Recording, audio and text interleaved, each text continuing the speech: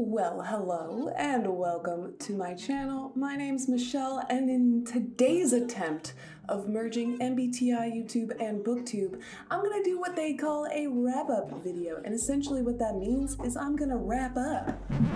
Stop chewing on the cardboard when I'm recording. Sorry, my guinea pig is like deciding to be loud right now. In my attempts to merge Booktube with MBTI Tube, I bring you what is called a wrap-up video. Essentially, it's me talking about all the things that I consumed in the month of January. Those of you who don't know, I took 2 weeks off work because I've been burnt out. I was trying to be an operations manager and a municipal liaison for NaNoWriMo, trying to do my channel, trying to do Instagram, trying to do all these things, trying to write a book, and I had a little too much going on. You ever had that happen to you? But that all being said, it was fantastic for reading. Like, I read a lot.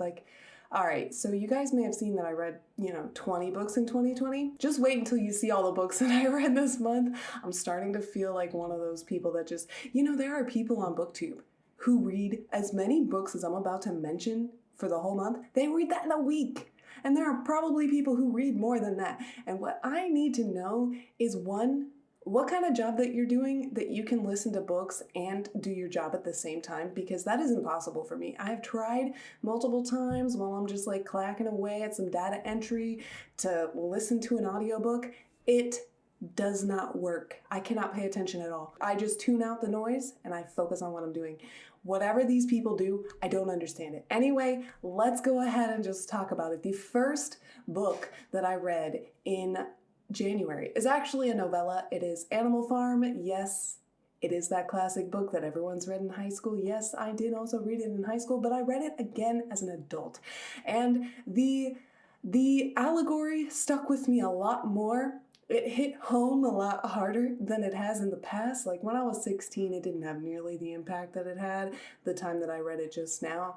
Reading it and watching it as the pig, Napoleon, takes control of everyone and the whole situation to manipulate it to his personal gain, and how he ends up becoming the human in the end. Did I just ruin it? If you guys haven't read Animal Farm, how old are you? I'm just saying, everyone has to read it in high school. I don't know what high school would let you get by without reading Animal Farm. Anyway, it is a perfect allegory because it literally describes 2020 in a nutshell. If you want to know Trump, read Animal Farm and watch particularly the character of Napoleon. The next book that I read in January was called The Power of Habit. Now, this is a book that I have been wanting to read for quite a while, but lots of YouTubers have mentioned it as being like revolutionary, life-changing, and I was like, okay. Let me just tell you, it's a lot more life-changing than you think. I am convinced that it was written by an INTP. The way that they portray all the arguments, there is no like, this is how to actually use the information. It is all just like, here's a bunch of examples of this information and how it has worked and how it hasn't worked, and do with that as you may. And realize that there's no perfect way of doing it, but here's all the research to help you figure it out. And I really appreciated that, actually. It was an interesting read. I would have preferred if they gave me like some information as to how to use it, instead of just telling me how it works and how it has been used.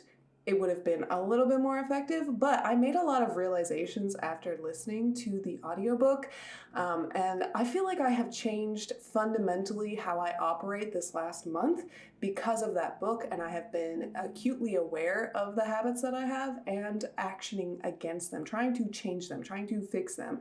And by understanding how habits work through this book, it's been really helpful for me to apply into my life and to be more productive, because I don't know if you guys know, but I want to be really productive. I have a lot of things I want to do, but I also can be a little bit lazy because I get overwhelmed at how much I want to do and how, the quality's not really matching up to what I want. And so realizing that there are certain habits holding me back from hitting the quality that I want was really revolutionary and very helpful for me. And I think that it's going to continue to help me. I'm probably going to read it again. I'm probably going to buy the physical book so that I can read specific parts of it again. There are many examples in there that are just Very, very helpful. And actually, I have made a lot of people read this book, including my boss. She actually read it just about as quickly as me. And we both were like, oh my God, here's all these things that we can make work better with because of this book. And so it was good.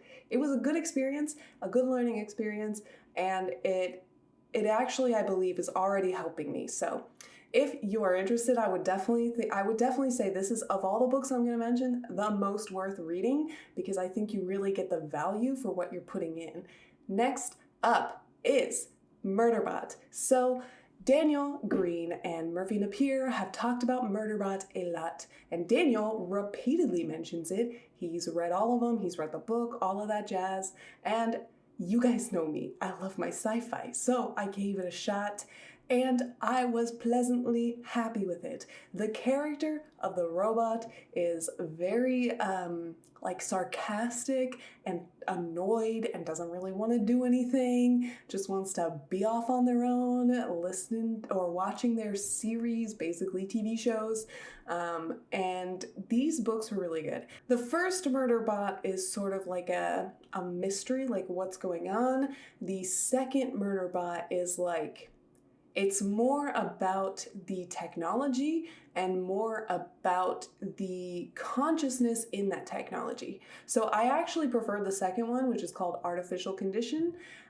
They're both really good, really easy to read. I read them both like very, very fast. They're both novellas, so they're like pretty short. Didn't take that long to read, and I really, really, really enjoyed them. Are they like gonna be in my top books of all time? Probably not. I don't know if I like them quite as much as Daniel likes them, but I do really enjoy them. Then I read Jurassic Park. Okay, so guys, I am working on a video that I am so excited about. It's completely non-MBTI related, but maybe I'll add a section where I talk about the types of the characters, because I have done that. I have typed them all. But Jurassic Park, the movie, I watched like the 28th or 29th of December, and then I realized it is cinematic genius. Like the way that the whole movie goes, the start to end, the setup and payoff, fabulous. The next movies, terrible. The next movies are not good. They're really bad. But the first one is really good. So I was like, all right, I need to know how much of this movie is good because of Steven Spielberg's genius. Everyone knows Steven's a genius. And then the other part of me was like, how much of this is Michael Crichton? And I know that Murphy Napier actually she just raves about Jurassic Park. She talks about it like one of her favorite books of all time. And so, you know what? I love sci-fi. I love Jurassic Park. I'm working on this video essay. So I said, what the hey? Let me go ahead and check it out. And first and foremost, way better than the movie. Second of all, there are scenes in this book that are actually in the second movie, so they took some of it out and put it in the second movie and then made a whole movie out of it. I don't know. I haven't read the second one, so I'm a little curious to see if they got any of the story from the second movie, from the second book.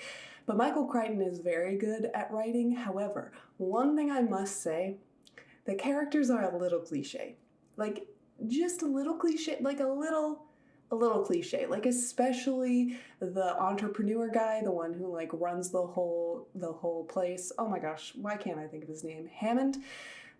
Hammond is such a caricature in the book and the movie, but the book is so brutal. The book is so much more brutal than the movie, and I love it. Michael Crichton is a very good author, and I think that Jurassic Park is a fantastic book. Next, I read Rage of Dragons. I made a review, you guys can watch it up there. Basically, it's full of violence. Like from start to finish, there are a ton of fight scenes. Like the whole book is pretty much fight scenes. And I'm that kind of person that's just like, I don't like fight scenes. Fight scenes are boring. Don't make me read about fight scenes, blah, blah, blah, blah, blah. And I actually read this book to see if I actually hate fight scenes or if I hate pointless fight scenes. And I hate pointless fight scenes. I kind of liked it here. I liked the way that character building was built into the fight scenes. Very good book. Really enjoyed it. Is it going to be my favorite of all time? I don't know. But the themes Evan Winter puts into the book, so good. It's actually really relevant too, because it's this whole idea of past violence infusing the future and how we continue to be in these cycles because of past things that have happened, and we can't break free of the cycle because we're constantly perpetuating the cycle. It's very interesting. It's a very good read. Definitely recommend it if you're into fantasy, and even if you're not, I think the character building is really, really good, and Tao, I'm pretty sure, is an ISTP. So, good stuff, good stuff. Then, the only book that I have in the physical form, Golden Sun. This is my favorite book that I have read probably in a very, very long time. The only book that I think can top this is Parable of the Sower. Parable of the Sower? Yes, that's the title. Golden Sun is a sequel to Red Rising. Red Rising, I think I read in October or November, something like that. No, I read it in December. Anyway, Golden Sun is the next book in that series, and my God, does it just take it all to the next level. So the thing about Red Rising, it has a lot of problems, and many people that I've talked to, they complain about the problems of Red Rising. Push through. If you're reading Red Rising, push through and get to Golden Sun, because Golden Sun takes everything that's good about the first one, gets rid of everything that's bad, and just amplifies the story to the next level. It's so good, so enjoyable. I was in tears. There is so much more theme in this book and so much relevancy to the world that we live in right now. I don't think there's a more relevant book to 2020 than this, except Animal Farm, but this. Just the way that they separate the society and the way that the main character kind of gets caught up in his goal and loses sight of his goal and does things that maybe he probably shouldn't have because he's kind of losing a little bit of his integrity. I don't know how to say any of it without spoiling anything. I hope I didn't spoil anything for anyone, but my God, best book so far that I've read. It's going to be really hard to top this, but I have a feeling Morningstar is going to top this. I have a hard knock feeling Morningstar is going to change this. Finally, I want to talk about what I watched because I'm a little embarrassed, but not that embarrassed, because I have a thought of making an essay on this as well, because I think it's very relevant to psychology and it'll use a lot of the books. Well, it's going to use The Power of Habit, but essentially, I watched 16 seasons of America's Next Top Model in January. No, don't look at me like that. I didn't watch them all the way through. I didn't watch start to end. I skip around. Mostly I skip the first half of the episode. I sometimes watch the challenges if they're interesting. I skip all the casting episodes and I skip all the drama. The only drama that I watched was in one of the last seasons because I was trying to do some psychological analysis on some of the people and trying to see how FE and FI represent themselves in a group setting, and it was very interesting to see, especially because in the season I'm talking about, 20, there are two guys who make it pretty much to the end, and one's an FE dom and one's an FI dom, and the way that they interact with the group and the way that they interact with just the whole experience is very, very different, and it's really interesting to see the two dichotomies being so far off from one another. But my idea for the video is to do the downfall of America's Next Top Model. I have seen a lot of people reacting to America's Next Top Model, especially the scenes where Tyra just is way over the top in a way that is quite uncomfortable. She straight up yells at a girl because she doesn't care enough. And so I'm going to do a little bit of a psychological analysis. Part of it is going to be expressing the type of Tyra because her type is infused in everything that she does in this show, and it affects how she gives feedback. It affects how she views the people in the competition. It just affects everything, and it's very interesting to watch her as a person. And I've also done some work looking into interviews from her. I've watched a lot of Tyra Banks' show as well, and I borrowed the book from the library, her book actually, to try to figure out what the heck happened with America's Next Top Model, because it significantly degraded over time. The first few seasons were so good. It was so impactful to watch, so inspiring to watch these people who had no prior experience build themselves up and grow as people and become more determined and more invigorated towards their goal of becoming a model. Who cares if you care about the goal? Whether or not you like the goal of becoming a model, What you cannot deny is the sheer amount of encouragement and growth these people have over time. And the ones who don't have growth are the ones that you can be mad at the whole time. And it's a great experience. And the show significantly degraded, especially after season 8. And after season 10, it's just like Bologna crap. And I want to talk about that. I want to talk about that in depth, like in a full video. If that's something you want to see, like this video, comment that down below. But those are the things that I consumed in January. That's my wrap up. I feel very good about what I read. I really enjoyed all of it. There's not a bad experience in here. You might argue that watching that much America's Next Top Model not the greatest experience. You guys might judge me for that. I'm sure you guys already are judging me for that, but it was so much fun this month, and I'm really glad that I took the 2 weeks and I consumed a lot. I'm still consuming at a pretty high rate. I've already finished 2 books for February, and it's only the 5th. So definitely a lot of books to come this month. I think I'm going to hit my 3 books a month.